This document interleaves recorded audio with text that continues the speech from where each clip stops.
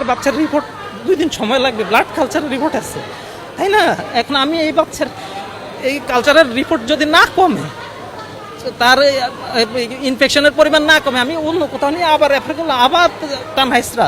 প্রত্যেকটা বাচ্চার ভিতরে একই সমস্যা, কারণ আমরা গার্জিয়ান, আমরা ভিতরে ঢুকতেছি প্রতিনিয়ত, জানতেছি এরকম করা উচিত না।